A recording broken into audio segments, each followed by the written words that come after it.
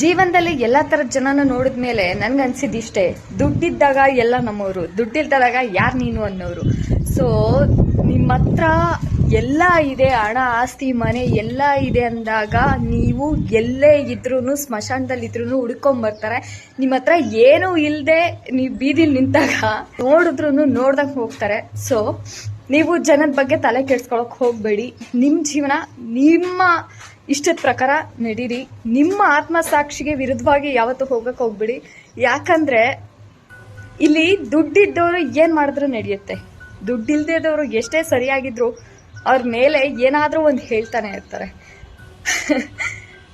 ಇತ್ತೀಚೆಗಾಗಿರೋವಂಥ experience ಏನಪ್ಪ ಅಂತ ಹೇಳಿದ್ರೆ, ಯಾರು ಯಾವತ್ತೂ ಶಾಶ್ವತ ಅಲ್ಲ. ಎಲ್ಲ ಅವರ ಟೈಮಿಗೆ ಅವ್ರವ್ರ ಯೋಗ್ಯತೆ ತೋರಿಸ್ಬಿಟ್ಟು ಹೋಗೋರೆ. ಸೊ ಯಾರು ನಮ್ಮವರು ಅಂದ್ಕೊಳ್ಳೋದು ಯಾರೂ ಇಲ್ಲ.